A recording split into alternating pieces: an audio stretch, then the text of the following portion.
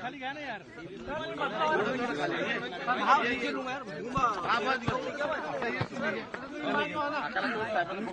Sir आज रेशमबाग पहुंचे हैं. रेशमबाग पहुंचे क्या नागपूरला आलो की नेहमी रेशीमबागमध्ये येतो आणि इथं आल्यानंतर एक राष्ट्रप्रेमाची प्रेरणा मिळते, ऊर्जा मिळते आणि मग ते घेऊन पुढे लोकसेवेचं जनसेवेचं काम करायला बळ मिळतं.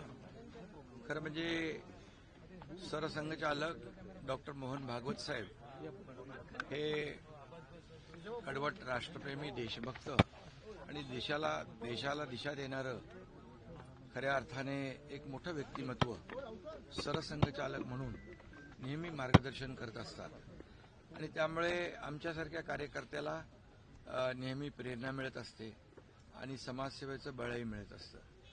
खरं म्हणजे 100 वर्षापूर्वी परमपूज्य डॉक्टर केशव बळीराम हेडगेवार यांनी संघाची स्थापना इथं केली. हे देखील मोठी अचीवमेंट आहे.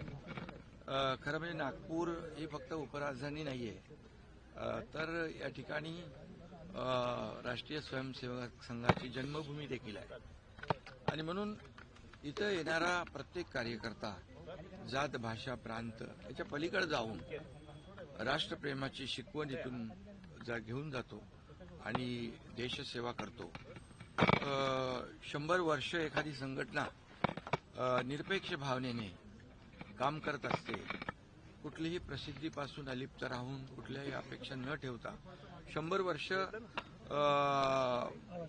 काम करणं हे देखील एक ऐतिहासिक बाब आहे. आणि आपत्ती संकट असतं जेव्हा आम्ही देखील शिवसेना तिकडे पोहोचते, तिकडे RSSचे कार्यकर्ते देखील आपत्ती आणि संकटामध्ये निरपेक्ष भावनेने काम करत असतात. खरं म्हणजे एक लोकाभिमुख आणि राष्ट्रप्रेम आणि देशप्रेम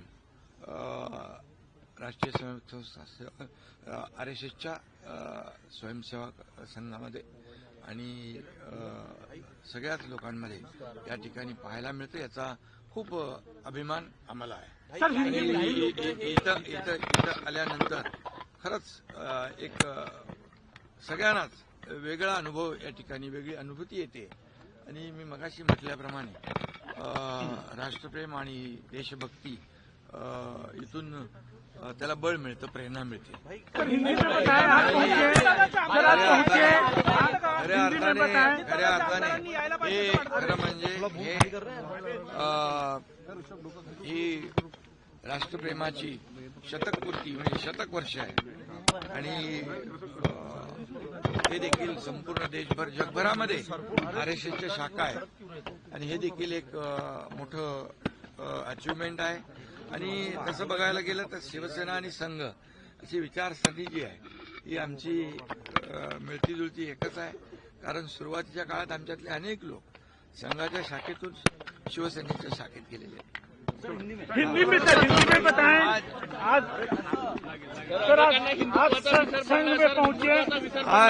आज हम जब नागपुर में आते हैं अधिवेशन को कभी तो रेशीमबाग जरूर आते हैं.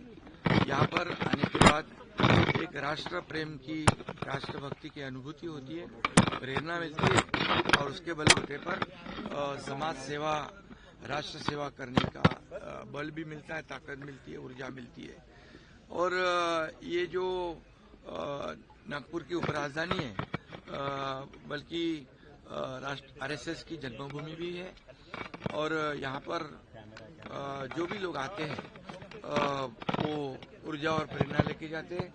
यहाँ पर पूरे 100 साल पहले परम पूज्य डॉक्टर हेडगेवार जी ने ये RSS की स्थापना की है. 100 साल ये शताब्दी वर्ष है, ये बहुत बड़ी बात है. और यहाँ आने वाला हर एक इंसान देश प्रेम राष्ट्र प्रेम को जागरूक कर जाता है और भाषा प्रांत विचारे को परे जाकर देशभक्ति करता है. और आदरणीय प्रधानमंत्री नरेंद्र मोदी जी आज देश को आगे बढ़ा रहे हैं, देश की प्रगति हो रही है, देश को दुनिया में आर्थिक महासत्ता के रूप में लेके जा रहे हैं, वो भी इसी आरएसएस के शाखा से जुड़कर आगे बढ़े हैं।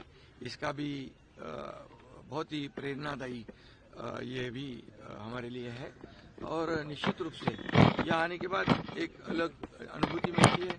जैसे प्रधानमंत्री आत्मनिर्भर भारत, वैसे आरएसएस का भी वही है कि आत्मनिर्भर भारत बन जाए, भारत देश में एक बड़ी शक्ति बन जाए।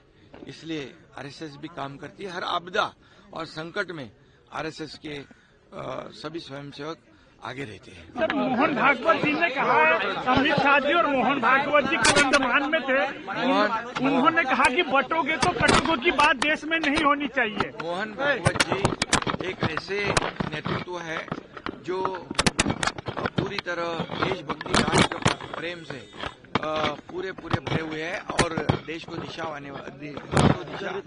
देने वाले नेतृत्व है। इसका भी हमें बहुत ही गर्व है। उनका मार्गदर्शन भी हमें सेवा करने का प्रेरणा देता है।